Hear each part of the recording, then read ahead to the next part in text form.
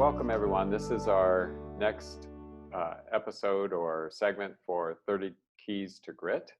And today I'm very lucky to be interviewing a colleague from the Colorado Springs area, Dr. Michael Kenny, who is a neuropsychologist as well as a specialist in older adult care.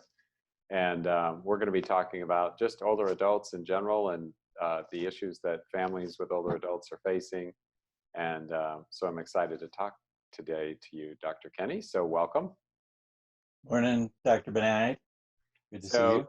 Good to see you too. So first off, I just want to ask you an initial question I was thinking about the other day. So during the COVID crisis, we've heard a lot about challenges with older adults and that they're a high vulnerability group, high risk group, but I don't think I've heard much else past that. So I was wondering if you could tell us a little bit about older adults that you think it's important for us to know.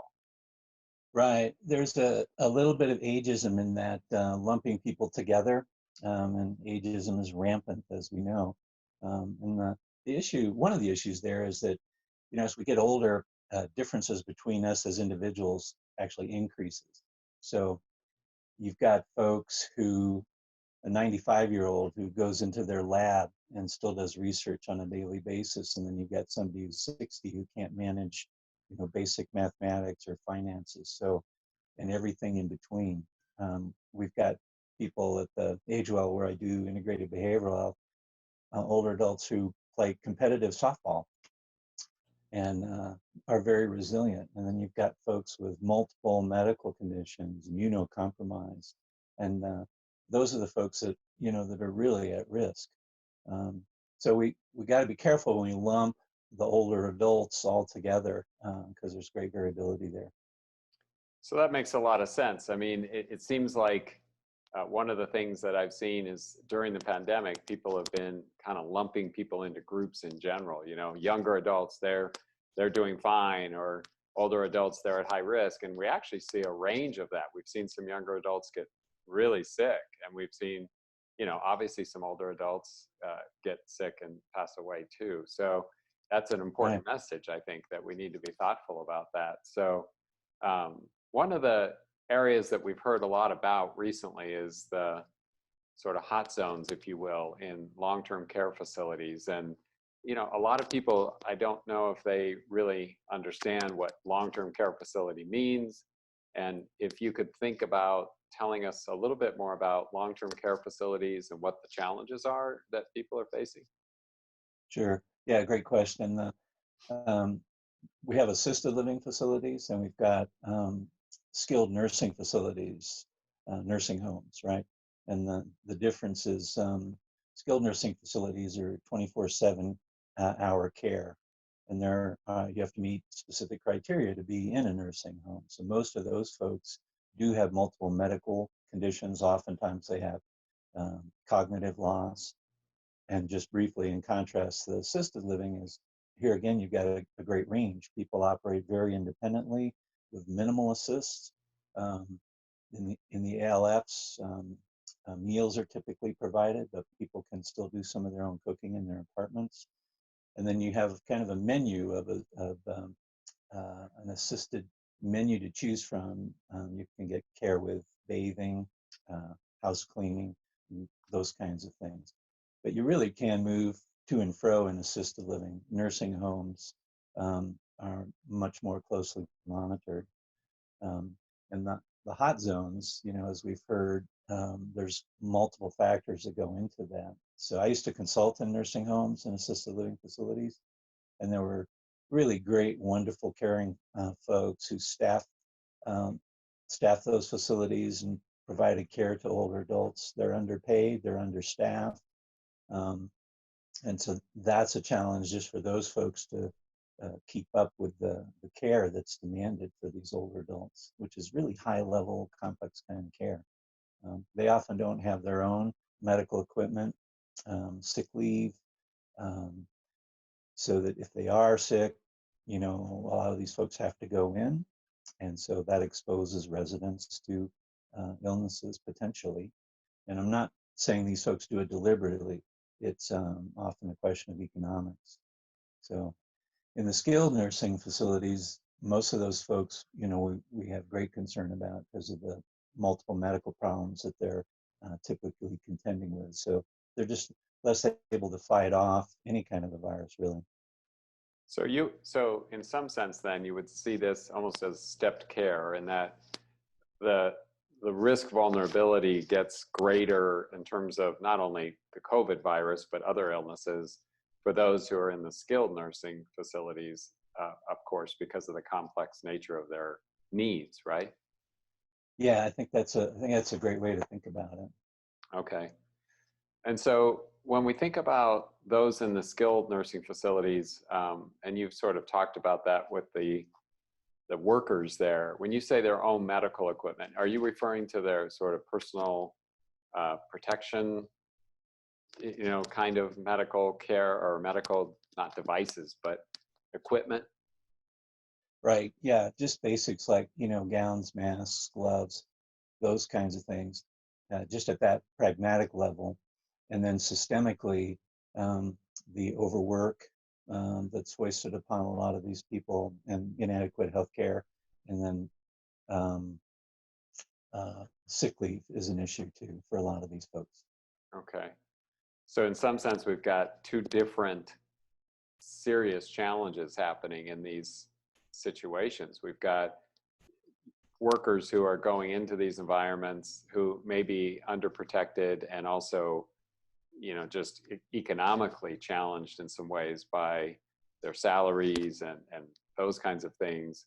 And the stress associated with working in this environment currently must be extremely high, I would think.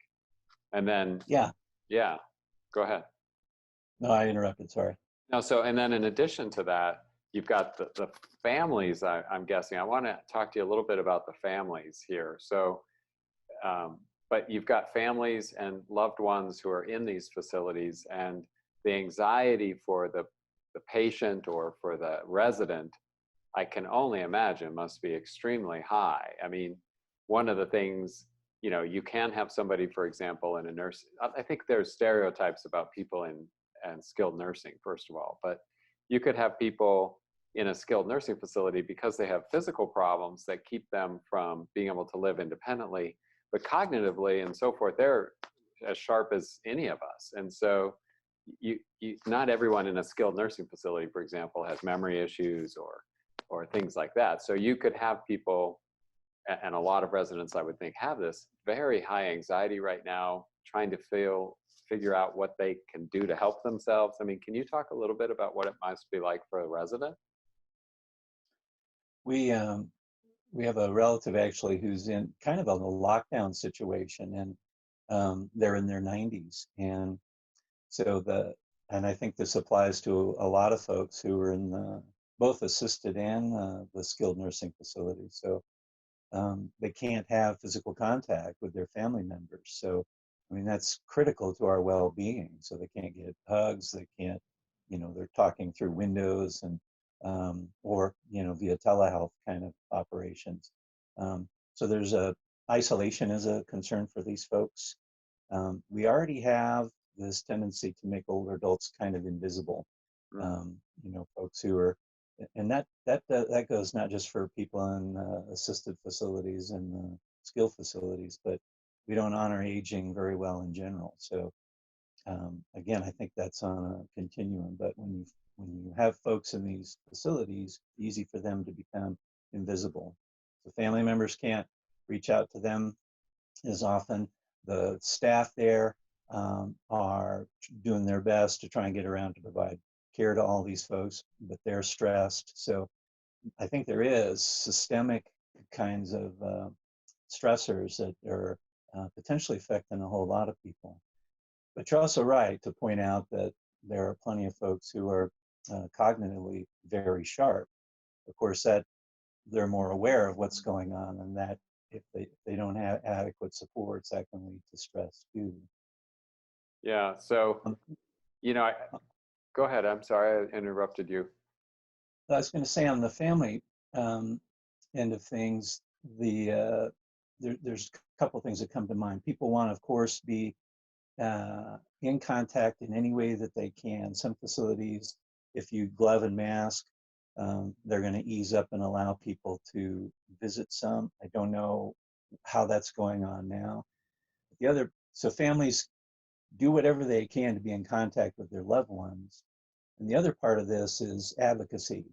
So you, as a family member, you have to keep on top of making sure that your loved ones are getting the care that they should be getting. And sometimes that means, in a respectful way, talking with, the administration at these facilities, just checking in. Um, Again, not adversarially, but advocating for your family member. So caring directly for your family member and advocating for them are critical. So that's really important advice, I think. I remember with my own situation when my mom was in assisted living care, and there was a mix-up on one of her medications, and it was because I was sort of there, and it's hard because people can't be in there now, so that creates Right. challenges too. So I think your suggestion of reaching out and respectfully checking in with administration or with somebody within the facility on how they're doing.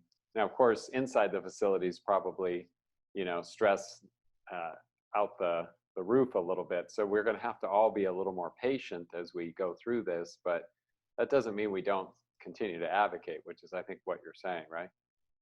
Yeah.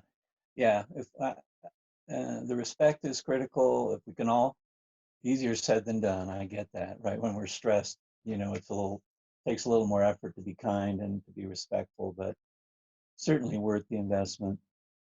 But it doesn't have to be high tech. You just call your family member up and chat with them, right? Right, really. Just hearing a voice is a connection with the outside world, and it helps with the isolation and loneliness. There's a study not too long ago with Brits and Americans, and 1 out of 5 folks reported loneliness was often or always a problem. It's really epidemic, and it affects our overall immune function, which makes us more susceptible to coronavirus and all kinds of illnesses. So I think, when going back to the ALFs and the SNFs, there is a heightened risk for loneliness, which can take a physical toll. And so when you say ALS and SNFs, you're talking about assisted living facilities and skilled nursing facilities. Yeah, sorry, Right. yeah. No, that's okay. So I think the loneliness piece is interesting because that, obviously in these situations with older adults experiencing more isolation and more some sense invisibleness, if you will, that can obviously be pronounced. But I appreciate the point that all of us really, I mean, from little kids all the way up to older adults, we need that sense of connection and attachment. And this isolation and feeling disconnected is pretty profound, I think. I really agree, and that's at Durkheim, the sociologist, talked about, risk for suicide. One of the biggest risks was loss of community. So we don't have a sense of connection with other people, that there's a risk for really profound loneliness there. And the staff in the assisted living facilities and the skilled nursing facilities, they can't pull people together to do groups and things like they can. So um, it's a challenging time to figure out how do we stay connected with folks who are already at risk for loneliness and loss of community. Well, I really appreciate being able to talk to you this morning. And one of the things that the GRIT program that we're doing, which stands for Greater Resilience Intervention Teams, and that's at grit.uccs.edu, which if you're seeing this video, you're probably already on the site because that's where we're launching them, but you could see it on YouTube as well. But I think that's one of the areas we hope to have an impact on is loneliness and connection and support. And that's the sort of foundation for why we're doing GRIT, which is really to get coaches out there into the community and reach out. So I really appreciate your time this morning. And I think if we can all heed some of that advice around reaching out to our older adult loved ones and And also, if you know a colleague or a friend or somebody in your neighborhood who has an older adult who's in a skilled facility or assisted living, and you just reach out to them and see how they're doing with the whole process. Because really, it's an entire, not to be quip with this, but it's a village really, and we all have to think about each other in that process. Yeah, absolutely. And my respect and gratitude to you for all that you're doing for the community. This is vital to create the communication opportunities for folks so people feel connected and do feel part of the community. So thanks for doing what you're doing. Well, my pleasure. And I look forward to talking to you about some other topics in the future, because I know you've got a lot of experience in different areas. So one of the things we might talk about next time is your concept or thinking about frontal lobe fatigue. So I'm excited Yeah, to talk to you about that, if I can remember to do it. yeah, and catch me when I'm not experiencing it too. Okay. Well, thank you All very much. right. We'll talk later. Thanks for having me.